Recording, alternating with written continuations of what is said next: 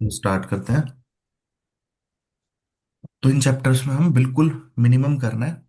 पिछली बार भी जो आपने क्वेश्चन देखा होगा, बस डायरेक्ट नाम से आ गया इनमें से कौन सा हिडन सरफेस रिमूवल एल्गोरिदम है, एल्गोरिदम का जस्ट नाम है ना। कर्व एंड सरफेसेस से कोई क्वेश्चन नहीं था। आपकी बेटे सिर्फ 3-4 क्वेश्चन आए थे कंप्यूटर ग्राफिक्स से, लेकिन हम उतना मान के नहीं चल रहे। हमें क्या करना है फिर भी, जो क्वेश्चंस जब इंपॉर्टेंट टॉपिक है जहां से कुछ बनने के चांस है, हम उसको करके चलेंगे। ठीक है, बट मिनिमाइज्ड वे में।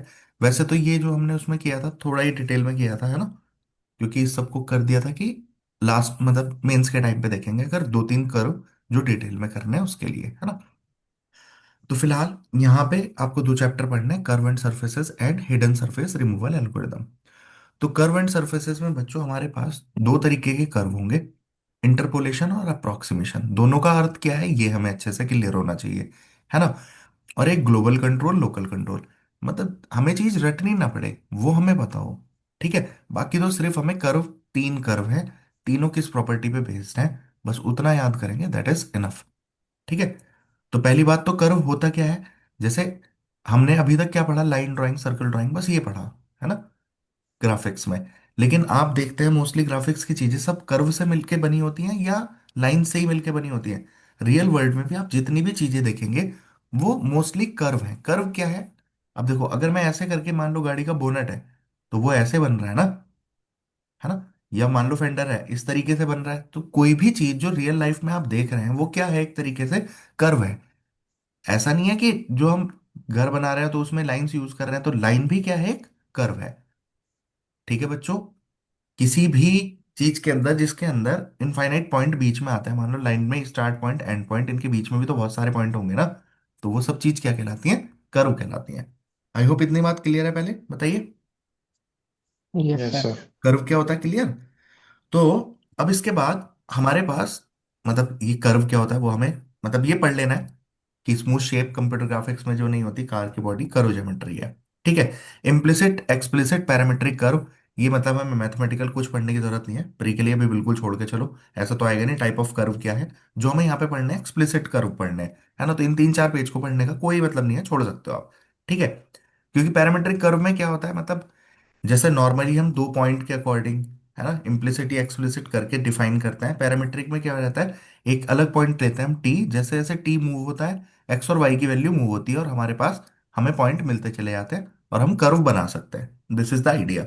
ठीक है, तो वो भी नहीं करेंगे, कोई दिक्कत नहीं आ रही। यहां से एक बात इंपॉर्टेंट आती है, जैसे पॉलिनोमियल कर्व कर रहे हैं हम, तो इसके अंदर ना डिग्री की बात पे क्वेश्चंस कई बार आए हुए हैं नेट में, तो आपको ये ध्यान करना है क्या, कि जैसे कंट्रोल पॉइंट है, कंट्रोल पॉइंट मतलब बच्चों जैसे आप लाइन बना रहे हो, तो लाइन में कितने कंट्रोल पॉइंट है, दो, है ना। दो। तो 2 पॉइंट होने के बाद मान लो इन दोनों को जोड़ दिया, हमारे पास एक कर्व बन गया। अब अगर 2 कंट्रोल पॉइंट होते हैं तो उसकी डिग्री कितनी होती है, 1। जैसे 3 पैराबोला बना रहे हो आप, 3 कंट्रोल पॉइंट है तो आपकी डिग्री कितनी होगी, 2। और अगर आपके पास कंट्रोल पॉइंट 4 है तो आपकी डिग्री कितनी होगी, 3। ठीक है, तो जितनी कंट्रोल पॉइंट बढ़ते जाएंगे, जैसे 5 है तो उसकी क्या हो जाएगी, क्वाड्रेटिक 4 हो जाएगी। तो जितने कंट्रोल पॉइंट होंगे डिग्री हमेशा उससे क्या होगी, एक कम होगी। तो कम। मोस्टली जो कंप्यूटर ग्राफिक्स सब्जेक्ट में आप पढ़ेंगे वो सारे कर्व पढ़ेंगे आप क्यूबिक, यानी सब में कितने कंट्रोल पॉइंट होंगे बच्चों, 4 कंट्रोल पॉइंट। थ्री। हाँ। ये बात समझ में आती है। ठीक है, तो आगे आप मतलब बेजर कर्व, जो भी कर्व आप पढ़ रहे हो या सिलेबस के पॉइंट ऑफ व्यू से जो है, वो आप क्या पढ़ते हैं, क्यूबिक कर्व पढ़ रहे हैं। ठीक है, तो जितने कंट्रोल पॉइंट बढ़ाते चले जाएंगे बच्चों, उतनी ही हमारी कर्व की कॉम्प्लेक्सिटी बढ़ती चली जाती है। ठीक है, तो फिर वो बहुत ज्यादा जाने के बाद कर्व बनाना बहुत कॉम्प्लेक्स हो जाएगा। और बहुत कम करने पे कंट्रोल पॉइंट, मान लो 2 या 3 में, हम ज्यादा कर्व के अंदर चेंजेस नहीं कर सकते, इसलिए क्यूबिक कर्व इज बेस्ट। समझ में आती है बात, ओके। तो मतलब यहां से क्वेश्चन क्या बन यस जाता है, सर। कंट्रोल पॉइंट के बेसिस पे, ओके। अब ये दो आइडिया जो आपको पढ़ना है, क्योंकि देखो 3 कर्व है हमारे, हर्माइट क्या है, इंटरपोलेशन है, और ये दोनों हमारे कैसे हैं, अप्रोक्सीमेशन। कौन कौन से, बीजर और बी स्प्लाइन कर्व। बीस तो प्लान। इसलिए हमें बच्चों पहले ये पता होना चाहिए इंटरपोलेशन क्या है और अप्रोक्सीमेशन। ठीक है, तो बच्चों इंटरपोलेशन का मतलब होता है, जैसे हमारी ट्रेन है, तो अगर ये ट्रेन के स्टेशन हैं, तो क्या ट्रेन हर स्टेशन से होती हुई गुजरती है कि नहीं गुजरती, बताइए। भाई वो यस इंटरपोलेशन सर। चलेगी ना। है ना। तो आप इंटरपोलेशन समझो कि कर्व जो है जितने भी कंट्रोल पॉइंट होंगे उन सब से होके गुजरेगा, तो वो कर्व कहलाता है इंटरपोलेशन कर्व। ठीक है। जैसे कि ये अब मैंने एक कर्व बनाया, इसमें चार कंट्रोल पॉइंट थे, तो ये चारों से हो पास होके जा रहा है कर्व, दिख रहा है ना। ये है इंटरपोलेशन। अप्रोक्सीमेशन का मतलब होता है, देखो अप्रोक्सीमेट क्या होता है कि यार बिल्कुल अप्रोक्सीमेट निकल गई हमारी वैल्यू। तो P2 ये है, ये P2 से पास नहीं गया है, उसके अप्रोक्सीमेटली पास गया है। P3 के P3 से होके नहीं गुजरा मतलब कर्व, उसके अप्रोक्सीमेटली पास निकले के गया, ऐसा आप समझ सकते हो।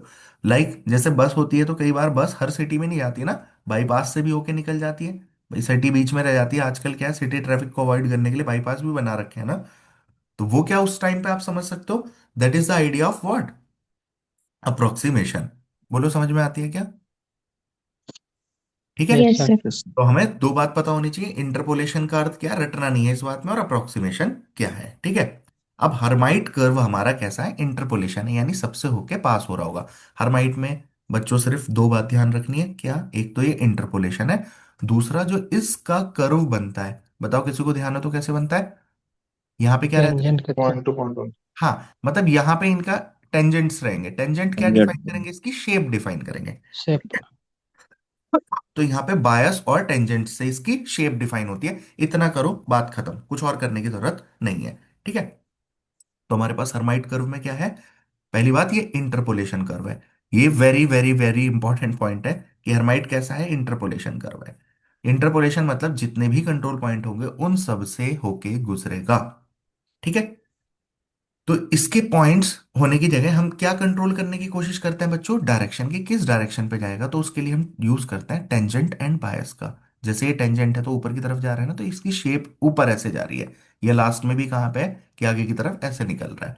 तो आपको कुछ ध्यान नहीं रखना हर्माइट के लिए, सिर्फ क्या याद रखेंगे बच्चों आप, ये कैसा कर्व है, इंटरपोलेशन। इंटरपोलेशन। और इसके एंड पॉइंट्स पे क्या होती हैं, टेंजेंट्स होती हैं, like T0 and tension. T1। और ये क्या डिफाइन करेगी, कर्व की शेप। इतना भी ध्यान रखेंगे मोर देन इनफ है। ठीक है। नेक्स्ट है हमारा बीजर कर्व, फिर हम पढ़ेंगे बी स्प्लाइन कर्व। इनमें भी बस एक बात तो क्या इंपॉर्टेंट है, ये दोनों कैसे कर्व है, अप्रोक्सीमेशन। अप्रोक्सीमेशन होने का मतलब हमारा फर्स्ट और लास्ट पॉइंट तो इंटरपोलेट करेंगे, मतलब उनसे तो होके आप गुजरोगे। ये देखो फिक्स है, सुनो बच्चों, पहले और लास्ट पॉइंट पे जरूर जाएगा, बीच वाले पॉइंट जो होंगे कंट्रोल पॉइंट उनसे होके नहीं, ये नहीं गुजरेगा। अब मान लो जैसे मैंने कर्व उठाया, तो ये ऊपर की तरफ दिख रहा है ना, तो ऐसे ऊपर की तरफ चला गया, ये वाला नीचे की तरफ आ रहा है तो नीचे की तरफ आ गया। काइंड ऑफ इस तरीके से कर्व बन गया। लेकिन आप देखो first and last control point पे होके गया है, यानी फर्स्ट और लास्ट पॉइंट को इंटरपोलेट करता है। और बाकी, अरे इंटरपोलेशन कर्व नहीं है ये, कैसा कर्व है, अप्रोक्सीमेशन। अप्रोक्सीमेशन। अप्रोक्सीमेशन। मतलब सारे कंट्रोल पॉइंट से जाए वो जरूरी नहीं है, किन दो से जरूर जाएगा, फर्स्ट एंड लास्ट से। लास्ट। चार है तो बीच के दो से नहीं जाएगा, पांच होते तो बीच के तीन से नहीं जाता, ऐसे। ठीक है बच्चों, ये बात कोई रटने लायक लगी क्या? नहीं। दूसरी चीज, नहीं। अगर इनके कंट्रोल पॉइंट्स को आप जोड़ते हो ना बच्चों, जैसे मान लो इनके कंट्रोल पॉइंट आप ऐसे करके ऐड कर रहे हो, ठीक है, इन्हें बोल, इस पॉइंट इसे बोलते हैं कॉन्वेक्स हल। क्या बोलते हैं इसको, कॉन्वेक्स कॉन्वेक्स हल। कॉन्वेक्स हल। कॉन्वेक्शन। हल। जो भी आपका कर्व बनेगा ना, चाहे वो जैसा मर्जी कर्व बने, वो आपका हमेशा किस में रहेगा, कॉन्वेक्स हल के कॉन्वेक्स हल में। अंदर। अंदर। ठीक है। ये पॉइंट भी इंपॉर्टेंट है, बताओ रटने लायक बात है या समझ में आ गई। अब जैसे देखो, ये दो पॉइंट थे इसमें, क्या थे ये दो पॉइंट, तो हमारा जो कर्व गया P1 और P4 से तो गया, लेकिन P2 और P3 के पास से होके गया है ना। ऐसे ही यहाँ पे तीन पॉइंट ले रखे थे, तो ये कैसा कर्व कहलाएगा बच्चों, तीन कंट्रोल पॉइंट है तो इसकी डिग्री कितनी होगी, दो। अप्रोक्सीमेशन। हाँ। नहीं, डिग्री कितनी होगी, तीन कंट्रोल पॉइंट है तो दो। डिग्री, हाँ डिग्री तो दो। होगी। और यहाँ पे दोनों। चार कंट्रोल पॉइंट है, तो ये कर्व कैसे हैं, ये दोनों कर्व है हमारे क्यूबिक अपो- कर्व्स, है ना, क्यूबिक कर्व है। इनकी डिग्री कितनी है, तीन है, क्योंकि कंट्रोल पॉइंट तीन। चार। तीन। क्लियर। अब देखो यहाँ पे जो मोस्ट इंपॉर्टेंट बात है वो क्या है, कि बीजर कर्व में ग्लोबल कंट्रोल होता है। ग्लोबल कंट्रोल का अर्थ क्या है बच्चों, इसको एक बार आप समझेंगे, रटने की इसमें जरूरत नहीं है। मान लो ये पॉइंट आपका यहां था, ये पॉइंट आपका यहां था, और ये पॉइंट आपका यहां था। फॉर एग्जाम्पल मेरा कर्व कैसे बन जाएगा बच्चों, इनसे होके पास होगा, मान लो ऐसा कर्व बन गया कि नहीं। हाँ ठीक जी। है। Yes sir. अब अगर मैं इस पॉइंट को यहां से उठा के यहां पर कर दूं, मान लो पहले ये यहां था फॉर एग्जाम्पल, अब मैं इसे यहां ले गया, तो ये कर्व जो है ना मेरा कैसा बन जाएगा इस बार, ये कुछ ऐसा सा बन जाएगा। समझ में आई? आपने यस एक सर। चेंज किया लेकिन पूरी कर्व की डायरेक्शन चेंज हो गई। तो बीजर कर्व में क्या होता है, ग्लोबल कंट्रोल। दैट मीन्स अगर आप एक भी चेंज करोगे ना, क्या करोगे, एक भी पॉइंट चेंज करोगे तो भी पूरे कर्व की शेप चेंज हो जाएगी। This is the most important point. तो आपको क्या तीन चार मेन इंपॉर्टेंट पॉइंट याद रखने बीजर कर्व के लिए? पहली बात, ये कर्व कैसा है, अप्रोक्सीमेशन है। दूसरी बात, इस कर्व में क्या होता है, मतलब वो डिग्री वाले कॉन्सेप्ट तो सभी कर्व के लिए सेम है। यहां पे क्या है, ग्लोबल कंट्रोल। ग्लोबल कंट्रोल मतलब अगर आपने एक भी कंट्रोल पॉइंट चेंज करते हैं तो पूरे कर्व की शेप चेंज होगी। तीसरा इंपॉर्टेंट पॉइंट, हमेशा जो भी कर्व बनेगा वो हमारा कन्वेक्स हल के अंदर ही होगा। कन्वेक्स हल क्या होता है, अगर आप इन्हें पॉइंट्स को जोड़ रहे हैं, किसको, अपने कंट्रोल पॉइंट्स का। कंट्रोल पॉइंट्स को करके ड्रॉ करोगे लाइन, तो उसके अंदर अंदर ही होगा। आई होप ये बात क्लियर है, बोलो। Yes sir. Yes. Yes Yes. Sir. But Bezier और बी स्प्लाइन में आप ये अंतर कर सकते हैं कि बीजर में क्या है, बी स्प्लाइन में सेम बात, अप्रोक्सीमेशन कर्व ही है।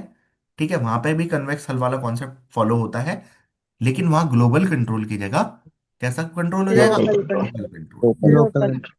तो ये बीजर कर्व के सारे पॉइंट, कन्वेक्स हल की प्रॉपर्टी वेरी इंपॉर्टेंट, बहुत बार क्वेश्चन बना हुआ है गेट से। देखो अगर ये कहे बीजर कर्व में एक्सटेंड आउटसाइड कॉन्वेक्स हल, कन्वेक्स हल से बाहर हो सकता है क्या, तो ये बात क्या होगी, नहीं. नहीं। हमेशा कन्वेक्स हल के अंदर होगा। ये बात क्या होगी बच्चों, ट्रू होगी। True. ट्रू। अब देखो, एंड पॉइंट इंटरपोलेशन का मतलब क्या होता है भाई, फर्स्ट और लास्ट पॉइंट को तो टच करता है ना, इंटरपोलेट करता है कि नहीं, Yes. यस बीच के सर। जितने भी पॉइंट होंगे उनको टच नहीं करता। Local. इसका मतलब मैं ये नहीं कह रहा ये इंटरपोलेशन कर्व है, मैं कह रहा हूं एंड पॉइंट पे इंटरपोलेट करता है, मतलब एंड पॉइंट से होके हमेशा गुजरेगा, बीच वाले पॉइंट से होके नहीं गुजरेगा। That's why it is a approximation curve. ठीक है, क्लियर हुआ, बोलो। Yes sir. ठीक है, अब यहां पे देखो, बी स्प्लाइन कर्व में और बीजर कर्व में क्या डिफरेंस है, मैंने आपको क्या बताया, यहां पे हमारा एक पॉइंट चेंज करने से आपका पूरा कर्व चेंज नहीं होता। नहीं होता। नहीं होगा. ये प्रॉब्लम्स थी किसकी, बीजर कर्व की, क्या कि एक पॉइंट चेंज करोगे तो पूरा कर्व चेंज होगा, लेकिन यहां पे क्या रहेगा हमारे पास, लोकल कंट्रोल।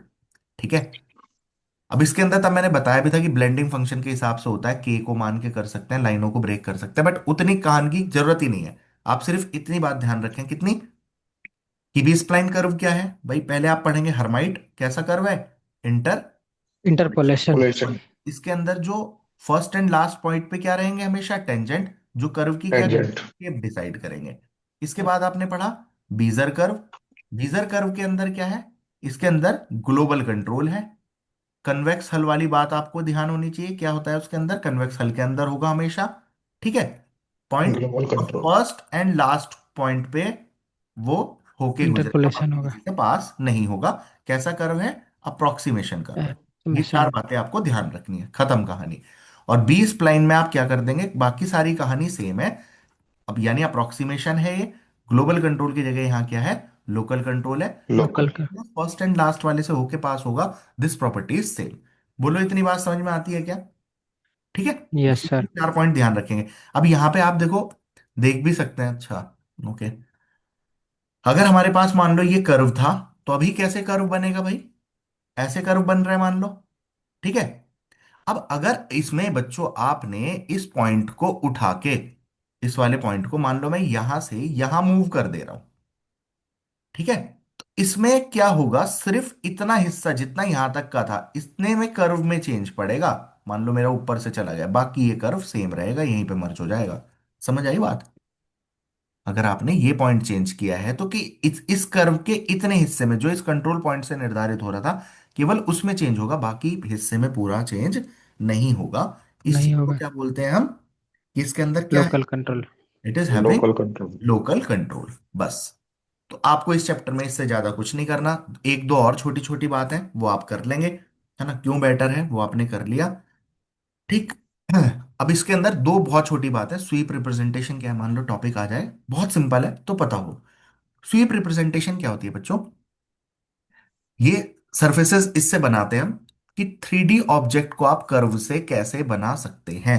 अब बच्चों आपके पास मान लीजिए एक चूड़ी है ना, अगर मैं इस चूड़ी को, या आपने आजकल 3D प्रिंटर चल रहे हैं, तो 3D प्रिंटर से आप कोई भी शेप बनाते हैं, कैसे बनती है? अगर मैं मान लो मुझे ये ऐसे चूड़ी रखी है और मैं इसके ऊपर ऐसे ऐसे ऐसे ऐसे चूड़ी बनाते बनाते बनाते बनाते इसको ऊपर ले जाऊं, जब मैं इसको बाहर निकालूंगा तो ये मेरे पास हॉलो सिलेंडर नहीं बन जाएगा? बच्चों, ये सिलेंडर बना मेरे पास कि नहीं, बोलो। हाँ जी। Yes yes sir. सर। है ना? इसमें आपने क्या किया है, अलोंग अ लाइन, इसको क्या किया है, ट्रांसलेशन किया है। ट्रांसलेशन किया है कि नहीं? भाई हमने अभी कल पढ़े थे ना, डिफरेंट, ये वो ट्रांसलेशन, रोटेशन, है ना? तो आपने ट्रांसलेट ही तो किया है, एक पॉइंट को उठा के एक पॉइंट से दूसरे पॉइंट तक पहुंचाया है। तो इस चीज को क्या बोलते यस हैं, सर। Along a line. जब आपने इसको चलाया तो इससे क्या बन गया, ये क्या था, एक हमारा 2D। बच्चों आप खुद ऐसा समझो, मान लो आप, हमारे पास बैंगल है ना? एक बैंगल मैं रखूं नीचे और इसके ऊपर बहुत सारे बैंगल ऐसे रख दूं ऊपर तक, क्या ये एक सिलेंडर नहीं बन चुका है? बोलिए, यस सिलेंडर सर। है कि नहीं? तो इस चीज को क्या बोलते हैं, ये है ट्रांसलेशनल स्वीप। आपने एक 2D ऑब्जेक्ट से क्या बना दिया, एक 3D ऑब्जेक्ट। क्लियर हुई बात? ऐसे ही मान लो आप एक तरीके से ऐसे समझो, हमारे पास एक रेक्टेंगल है ना, ऐसे। या मैंने इसके लिए आपको एग्जांपल दिया था, इसी चूड़ी का एग्जांपल लेते हैं हम। हमारे पास ये चूड़ी है, अगर मैं इसको गोल घुमाऊं, इसी एक्सेस के दौरान इसे ऐसे करके गोल घुमा दूं मैं, जैसे हम घुमाते हैं, और बहुत तेज घुमाऊं, तो क्या आपको ये बॉल जैसी शेप नहीं नजर आएगी? हाँ जी। Yes sir. बोलिए। तो इस चीज को क्या बोलते हैं, रोटेशनल स्वीप। जब आप इसे एक्सिस के अराउंड घुमा देते हैं, then it is rotational sweep. जो आपकी शेप बनेगी वो बनेगी क्या, रोटेशनल स्वीप। क्या इमेजिन कर पा रहे हैं ना? तो ये क्या बनी है हाँ। इस टाइम पे, बॉल बन गई है। दैट इज जी सर। Rotational sweep. तो हमारे पास बच्चों ये कर्व था, और कर्व कैसा है, 2D। और जब मैंने इसको घुमाया ना, तो it become a 3D object, ये स्फीयर बन गया। ऐसा आप समझ सकते हैं। ठीक है? तो हम किस तरीके से बना सकते हैं चीजें, उनको बोलते हैं sweep representation. How to create 3D objects from curves. तो वो क्या कहलाएगा, 3D ऑब्जेक्ट। क्लियर हुआ? और दो तरीके से बना सकते हैं, ट्रांसलेशनल या रोटेशनल सिमेट्री के तरह। ठीक है? ओके, क्लियर हो गया सभी को? Yes sir. तो सिलेंडर कैसे बनेगा, यस जब सर। आप मूव करेंगे अराउंड ए लाइन, इसे बोलेंगे ट्रांसलेशनल स्वीप। भाई जो ट्रांसलेशन पढ़ा था ना आपने, सेम ही बात है। ट्रांसलेशन में भी आप एक पॉइंट के अराउंड मूव करते हैं ना, और कभी भी आप ट्रांसलेशन करेंगे तो कैसी बनेगी, एक स्ट्रेट लाइन आएगी। इज इट क्लियर भाई सबको? Yes sir. चलो, वेरी गुड। इसके बाद एक और छोटी सी बात है, फ्रैक्ट, अब ऐसा क्वेश्चन आ रखा है नेट में एक दो बार, इसलिए मैंने कंसिडर किया है। फ्रैक्टल ऑब्जेक्ट या फ्रैक्टल ज्योमेट्री किसको बोलते हैं? बच्चों, अगर मैं ट्री देखूं, कोई भी ट्री, आप उसमें देखेंगे सारे पत्ते एक तरीके से नहीं है क्या? अगर नीम का पेड़ है, सारे नीम के पेड़ एक जैसे, मतलब नीम के पेड़ भी सारे एक जैसे हैं, बहुत सारे नीम के पेड़ हों, उनमें से किसी नीम के पेड़ पे आप जूम करो, फिर उस पे भी वे सेम पत्ती दिख रही होंगी। उस सेम पत्ती पे मान लो किसी एक ब्रांच पे जाओ, वहां बहुत सारी पत्ती है, वो सब सेम टाइप की है। उनमें से किसी एक 10 पत्ती के पास पहुंच जाओ, वे सेम टाइप की है, किसी एक पत्ती पे पहुंच जाओ। तो this is known as fractal geometry, जहां पे सेम टाइप की शेप्स बन रही है। और जितने भी नेचर के ऑब्जेक्ट्स हैं या नेचुरल ऑब्जेक्ट्स हैं, वो मोस्टली फॉलो कर रहे हैं क्या, फ्रैक्टल ज्योमेट्री। समझ में आई क्या? इतना सा काम कर सकते हैं, इतना ही मिलेगा। आप किसी बुक या कहीं पे पढ़ेंगे ना, इतनी ही चीज मिलेगी। बोलो। यानी यस अब सर। एक यस सर। नेचुरल ऑब्जेक्ट्स का आपको आइडिया दिखाना होगा, क्योंकि कर्व एंड सर्फेसेस चैप्टर में ये है, तो हमने इसको भी कंसिडर कर लिया। और नेट में चूंकि क्वेश्चन आ रखे हैं, तो यार इतनी कोई महान बात भी नहीं है, छोटी सी बात है, कर लो। हो गया क्या? ठीक है, क्लियर सबको? ओके। इससे आप क्वेश्चन करेंगे, ये वाले क्वेश्चंस आप खुद ट्राई कर लेना। It will help you to understand, मतलब एक बार वो पढ़ के दोबारा इन क्वेश्चंस को सॉल्व करना, आपके सारे क्वेश्चंस हो जाएंगे। नेट वाले कुछ क्वेश्चंस हम देख लेते हैं, आपको थोड़ा आइडिया भी लग जाए कैसे क्वेश्चंस आए भी हैं। अब जैसे देखो, बीजर कर्व की एप्लीकेशन की किस काम में है, अब इनमें से आप किसी का तो लगाते हैं। जैसे ये क्वेश्चन आ रखा है, नेचुरल ऑब्जेक्ट्स, तो नेचुरल ऑब्जेक्ट किससे बन रहे हैं, फ्रैक्टल ज्योमेट्री, वेक्टर ज्योमेट्री। ना? अब आपने स्वीप रिप्रेजेंटेशन कौन सी की थी बच्चों, कर्व से 3D ऑब्जेक्ट। ट्रांसलेशन और रोटेशन। देखो यहाँ पे यही है ना कि 3D रेडी ऑब्जेक्ट बनेगा। बना पा रहे हो, किसकी हेल्प से, रोटेशनल या ट्रांस। ट्रांसलेशन सिमेट्री की हेल्प से। ओके। फिर यस सर। बीजर कर्व और बी स्प्लाइन कर्व में क्या है बच्चों, बीजर कर्व में हमने की पेंटिंग ड्राइंग वगैरह बनाने के लिए, और बी स्प्लाइन कर्व क्यों बेहतर है, इसमें बायस या टेंशन डिसाइड करती हैं, ना कि केवल कंट्रोल पॉइंट। यहाँ पे हम देखो एक के वाला फैक्टर लेके करते हैं, तो आपको देखो 4 कंट्रोल पॉइंट है, तो शेप जो बनेगी वो सिंपल सी बनेगी। लेकिन ज्यादा कंट्रोल पॉइंट बढ़ाओगे तो कॉम्प्लेक्स बढ़ जाएगा, बन जाएगा, फिर बनाना भी टाइम टेकिंग होगा। इसलिए हम क्या करते हैं, बी स्प्लाइन में ये फायदा है, इसको बढ़ाते नहीं है शेप को, हम सिर्फ उसको एक फैक्टर लेके चलते हैं के, उससे कंट्रोल पॉइंट चेंज नहीं होंगे, लेकिन उसमें हम अलग अलग एरिया बना देंगे, उसके अकॉर्डिंग चेंज हो जाता है। तो जैसे आपने हर्माइट में पढ़ा था ना, बायस एंड टेंशन वाला कॉन्सेप्ट, तो फर्स्ट वाले में भी समझ लो बायस और टेंशन से शेप बन रही है, और लास्ट वाले में भी। ठीक है, बीजर में इसका कोई कॉन्सेप्ट नहीं है। ठीक है, अब जैसे ये क्वेश्चन आ रखा था, बीजर कर्व में कितने कंट्रोल पॉइंट दे रखे बच्चों, 1 2 3 एंड 4, चार कंट्रोल पॉइंट, मतलब -2 0 कहीं है, -2 4 कहीं है, ऐसे करके चार कंट्रोल पॉइंट दे रखे हैं। तो चार कंट्रोल पॉइंट होंगे तो डिग्री कितनी होगी, 3। तो पहला पॉइंट ये तीन। है ए। तो ये बात तो ट्रू हो गई ना। पॉइंट निकालने हमने सीखे नहीं, देखो इसका न्यूमेरिकल क्वेश्चन नहीं किया तो ये हम कर भी नहीं सकते, लेकिन इसने पूछा था कौन कौन सा ट्रू है। अब देखो ये तो बात आपने पढ़ी है ना कि बीजर कर्व मे एक्सटेंड आउटसाइड, क्या बाहर जा सकता है क्या कन्वेक्सल से कभी भी? हमेशा जो कर्व नहीं। बनेगा नहीं, वो अंदर। Convex falls. नहीं नहीं, अंदर ही। हमेशा अंदर से। तो दैट मीन्स ये बात हम्म, फॉल्स है, और इतने से भी क्वेश्चन सॉल्व हो जाता। ठीक है, और देखो बहुत कई बार ये उठा के डायरेक्ट ही दे देते हैं, तो हम उससे भी कहानी चला सकते हैं। ठीक है, इन द कौन से कर्व में होता है, फर्स्ट एंड लास्ट वर्टेक्स से पास होके जाएगा। तो देखो फर्स्ट एंड लास्ट पॉइंट किस में जाता है, बी स्प्लाइन में भी जाता है, बीजर में भी जाता है, लेकिन वो कह रहा है ऑल अदर वर्टेक्स, सारे बाकी बचे हुए वर्टेक्स फर्स्ट और लास्ट को छोड़ के वो कर्व की शेप डिफाइन करते हैं। तो भाई यानी ग्लोबल कंट्रोल है हमारा, कोई भी पॉइंट, हर पॉइंट क्या कर रहा है, शेप डिफाइन कर रहा है। तो इसका मतलब हमारा कर्व कौन सा है बच्चों, बीजर कर्व है ना, बीजर। सीधा डेफिनेशन दे रखी है। जैसे अभी ये क्वेश्चन है, बीजर कर्व क्या करता है, इंटरपोलेट करता है, यानी सबसे होके जाता है ऑल कंट्रोल पॉइंट, गलत है। पहले और लास्ट गलत से ही है। होके जाता है, बाकी इक्वेशन सबसे होता है। नहीं जाता। Okay, the cubic Bezier curve has 4 control points. तो क्यूबिक है, then it will have 4 control points, that is और ट्रू ओनली। सही ट्रू। बात है। चार कंट्रोल पॉइंट है, ट्रू। True है। It means it will have only 3 degree. 3 degree. Degree, है ना। ओके, अब जैसे यहाँ पे देखो सारे, हर्माइट कर्व जनरेट होता है using the concept of interpolation. भाई हर्माइट ट्रू। इंटरपोलेशन है, बाकी दोनों कैसे पढ़े थे हमने, approximation. Approximation. Approximation. Approximation. Bezier curve approximation है, ट्रू हो गई ये बात। बीजर कर्व एंटायरली कन्वेक्स हल्के अंदर ही रहता है, ये बात भी क्या हो गई बच्चों, ट्रू हो गई, ट्रू। है ना। True. The degree of Bezier curve does not depend on number of control point, गलत बात है, डिग्री तो हमेशा कंट्रोल हम्म। पॉइंट पे ही डिपेंड करती है। समझ आ गई क्या? बीस प्लान हम्म। भी नहीं यस होती। सर। हाँ, बी स्प्लाइन में वो के फैक्टर पे हो जाएगा, डिग्री वहां पे भी वही है भाई, डिग्री की डेफिनेशन चेंज नहीं होनी एक तरीके से। ठीक है, तो बच्चों आपने क्या क्या 4 5 पॉइंट पढ़े हैं, हर्माइट कर्व पढ़ लिया आपने, बीजर कर्व पढ़ लिया, बी स्प्लाइन पढ़ बेस लिया, प्लान। और स्वीप रिप्रेजेंटेशन इसको आपने पढ़ा है, और fractal geometry. Fractal natural nature. Object. Fractal geometry से नेचुरल ऑब्जेक्ट्स बनेंगे, स्वीप रिप्रेजेंटेशन से आप कर्व की हेल्प से 3D ट्रांसलेशन ऑब्जेक्ट्स डे बना देखो। सकते बनाएंगे। हैं। ये कैसा है, इंटरपोलेशन है, इंटरपोलेशन। इंटरपोलेशन। इंटरपोलेशन। अप्रोक्सीमेशन है, इसके अंदर क्या है, ग्लोबल कंट्रोल है, और ग्लोबल है क्या है, control. Local control. This is enough. बोलो समझ आ गई सबको? ठीक है, हाँ जी। यस जी सर। सर। यस अब देखो सर। लास्ट चैप्टर में हम इससे भी कम करेंगे, कंटिन्यूटी वगैरह ये मैंने बना के इसलिए रखे हैं, कभी आप सोचो फिर हेल्पफुल नहीं है क्यों रखा। मेंस के टाइम पे हम इनको पढ़ेंगे कि थ्योरी से अगर कुछ भी क्वेश्चन बनता है तो। यहाँ पे सिर्फ आपको ही देखो, मेरे हिसाब से आप सिर्फ चैप्टर में, इस चैप्टर में आप इतना भी कर लेंगे ना कि हिडन सरफेस एंड विजिबिलिटी की ये एल्गोरिदम्स है, तो देखो ये आपको परेशान नहीं करेंगी।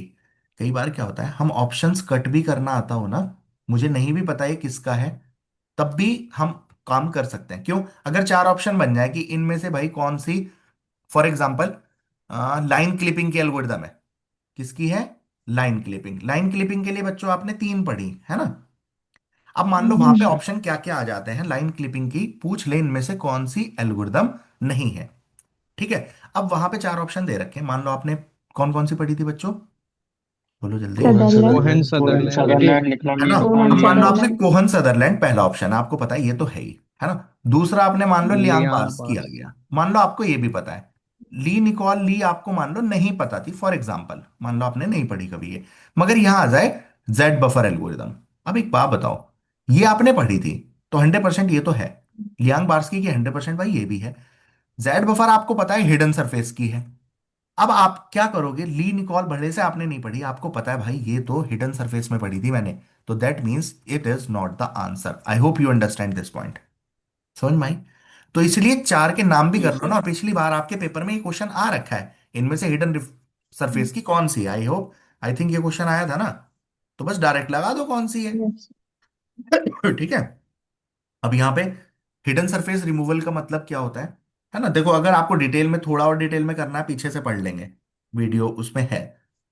तो यहाँ पे हमने बैक बैक फेस कलिंग पढ़ा था। तो बैक फेस कलिंग में क्या होता है, जैसे ये जो अभी आपको डेप्थ में दिख रहा है कि 6 फेसेस दिखाई दे रहे हैं, नॉर्मली मैं ये ऑब्जेक्ट अगर मैं डाइस देखता हूं, आप कैसे भी तिरछी करके देख लो, एक बार में 3 से ज्यादा फेसेस नहीं नजर आते। ठीक है, बोलो। हाँ जी yes yes sir. Sir. Sir. नजर कौन से आते हैं, जो जिसको जो मेरे फेस की तरफ है, जो मेरे आंख पे नॉर्मल यानी परपेंडिकुलर है या उससे कम है, वो मुझे नजर आता है। जिसका एंगल 90 से ज्यादा है वो मुझे फेस नजर नहीं आता।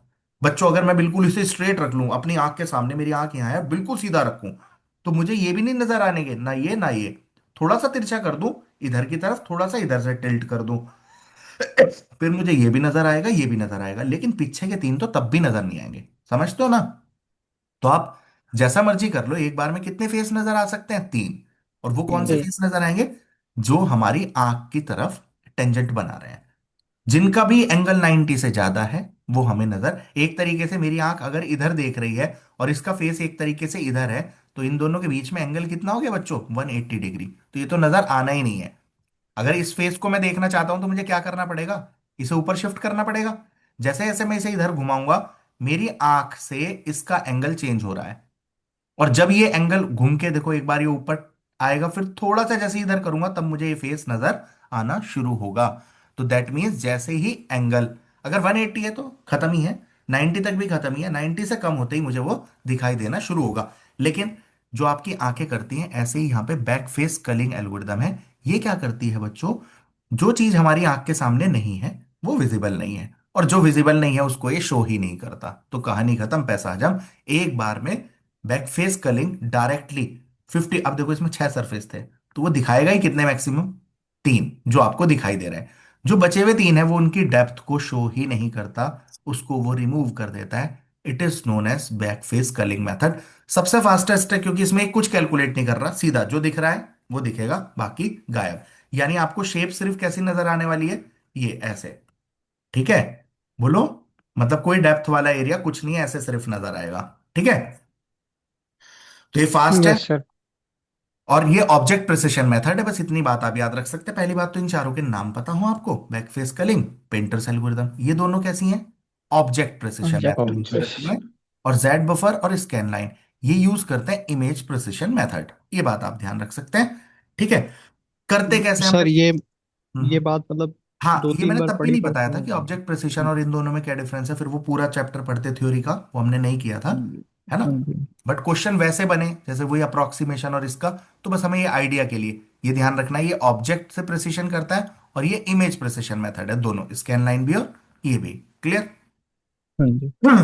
अब पेंटर्स एल्गोरिदम में बच्चों, इसे नाम भी पेंटर्स इसलिए है कि जिस तरीके से आप ऑयल पेंटिंग करते हो, तो ऑयल पेंटिंग करते हो, अगर आप कुछ बना रहे हो ना, आपको कुछ भी बनाना है, सीनरी बनानी है, तो सबसे पहले आप वो चीज बनाते हैं जो सबसे फार है, फिर उसके पास वाला। जैसे मान लो आपने पहले बैकग्राउंड बनाने के लिए आप बादल वगैरह बनाएंगे, फिर थोड़ा आगे चलेंगे आप पहाड़ ड्रॉ करना शुरू करेंगे, फिर आगे चल रहे झरना वगैरह, हट वगैरह, फिर पेड़ लगा रहे हैं।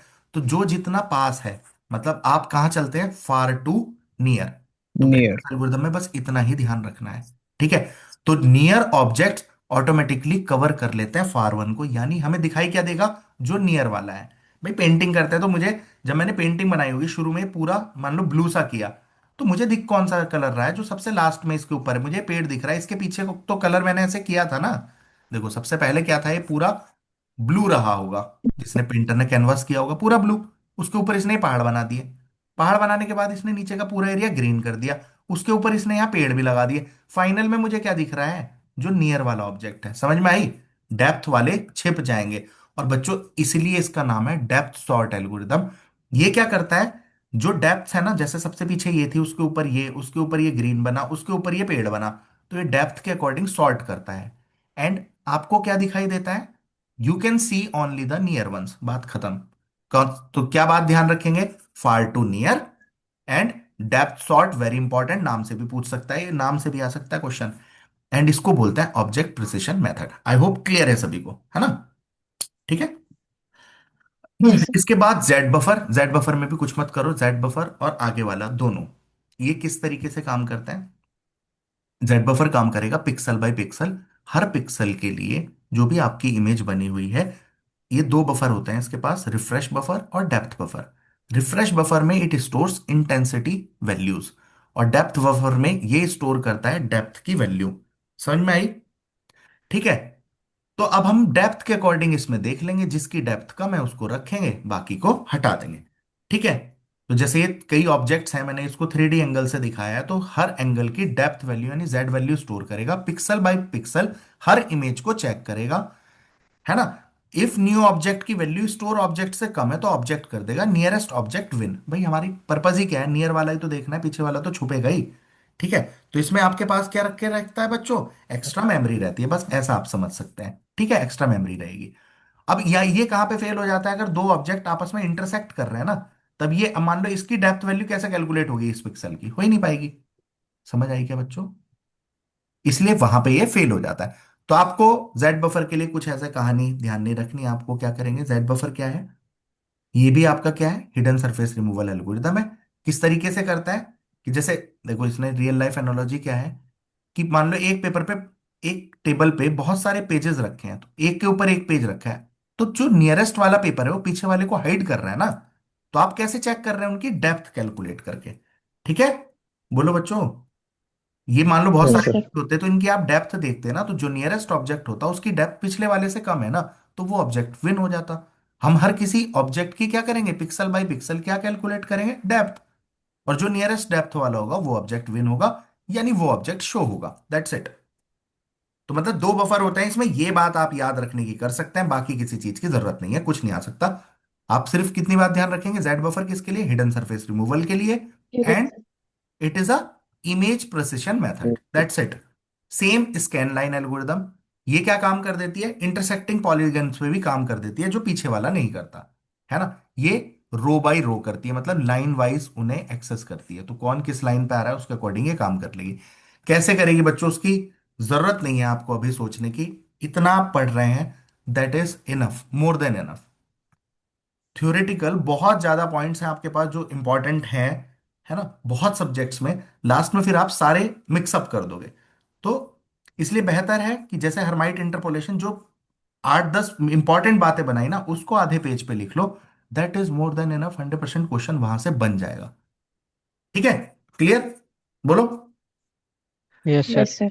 है ना? इसके क्वेश्चन आप ये वाले यहां से कर सकते हैं। तो ये सिर्फ 8-10 क्वेश्चन किस लिए रखे हैं? जिससे आपका जो पीछे आपने पढ़ा वो काम कर दे। ठीक है। अब hidden surface removal problem with minimal 3D pipeline, ये वहां पे डिस्कस किया हमने, पेंटर्स एल्गोरिदम है। और कैसे करता है? फार टू नियर 3D पाइपलाइन पे काम करता है, मतलब वही फार टू नियर पाइपलाइन के अकॉर्डिंग उन्हें रखते शुरू करेगा, और जो पास वाला रहेगा वो दिखेगा। इसे डेप्थ सॉर्ट भी बोलते हैं, ये बात ध्यान रखनी है। ठीक है। बैक फेस, अब वो जो शोभित आप कह रहे थे ना, वो इसलिए है। बैक फेस कलिंग क्या है? इमेज प्रिसिशन, ये बात गलत है।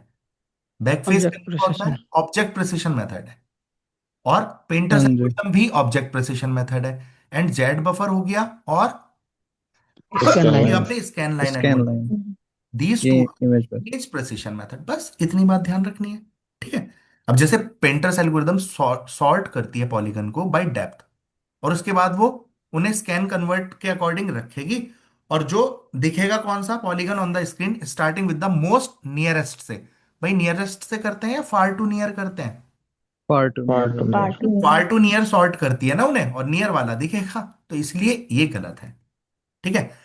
Back face culling refers to eliminating geometry with back facing normals. तो भाई हम कैसे एलिमिनेट करता है बैक फेस कलिंग, जो सबसे पहला पढ़ा था, नॉर्मल के अकॉर्डिंग। भाई जो हमारी आंख पे, नॉर्मल का मतलब क्या होता है? 90 डिग्री बनाना। तो जो हमारी आंख के सामने है वही तो विजिबल है ना, और जो आंख के सामने नहीं है, यानी उसका टेंजेंट नहीं बन रहा, उसको क्या कर देगा? वो एलिमिनेट कर देगा। ओके। तो this is enough for this chapter, है ना? अब हम नेक्स्ट सब्जेक्ट शुरू करेंगे। ठीक है, तो दोबारा हम ज्वाइन करेंगे।